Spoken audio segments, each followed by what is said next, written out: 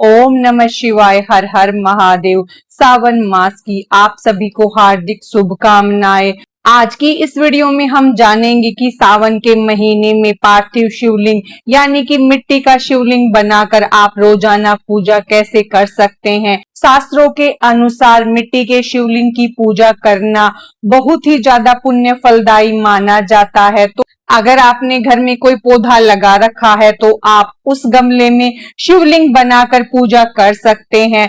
हमें सिर्फ तुलसी जी के गमले में शिवलिंग नहीं बनाना है, बाकी आपके पास कोई भी पौधा लगा है आप उस गमले में शिवलिंग बना सकते हैं, या आपके पास कोई भी गमला खाली है तो उसकी मिट्टी में भी आप शिवलिंग बनाकर उसका पूजन कर सकते हैं। तो सबसे पहले हमें जिस गमले में पूजा करनी है हम उसकी थोड़ी सी मिट्टी लेंगे और हम पिंडी रूप बना लेंगे।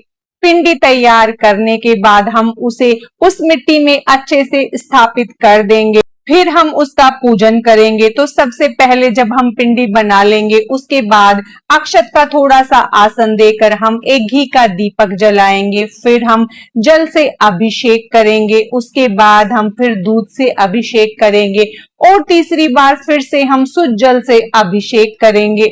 उसके बाद हम भगवान को चंदन से तिलक करेंगे, त्रिपुंड बनाएंगे और वस्त्र स्वरूपी कलावा समर्पित करेंगे और फिर हम थोड़े से अक्षत समर्पित करेंगे, बेलपत्र समर्पित करेंगे। बेलपत्र आप या तो 1, 2, 3, 5 जितने भी आपके पास है आप वो समर्पित कर सकते हैं। उसके बाद अगर आपको धतूरे के पत्ते, धतूरे का फूल मिल जाता है तो आप हर रोज वो समर्पित कर सकते हैं। उसके बाद हम पुष्प समर्पित करेंगे, उसके बाद हम ऋतुफल समर्पित करेंगे। आपके पास जो ऋतुफल है आप वो समर्पित कर सकते हैं। उसके बाद हम दक्षिणा समर्पित करेंगे।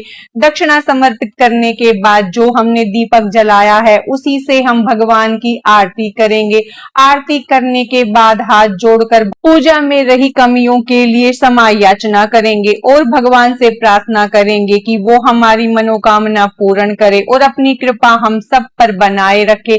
इस तरह से हम सावन के पूरे महीने रोजाना पार्थिव शिवलिंग बनाकर उसका पूजन कर सकते हैं। पार्थिव शिवलिंग का पूजन करने से हजारों गुना पुण्य फल की प्राप्ति होती है। पूजा करने के बाद आपने जो भोग प्रसाद चढ़ाया है वह घर के सदस्यों में बांट दे। उसके बाद जो दक्षिणा चढ़ाई है उसे आप इकट्ठा कर लीजिए और महीने के आखिरी में उसे मंदिर में या किसी गरीब को दान कर दे। जब दीपक शांत हो जाएगा तो जो हमने मिट्टी का शिवलिंग बनाया है उसका विसर्जन कर देना है। दीपक शांत हो गया उसके बाद हमें गमले में जल डालना है और जल डालकर हमें जो शिवलिंग बनाया है उसको विसर्जन कर देंगे। इस तरह से हम अपना विसर्जन करेंगे, क्योंकि आप गमले में पानी डालकर छोड़ दे वो अपने आप मिट्टी पानी में घुल जाएगी।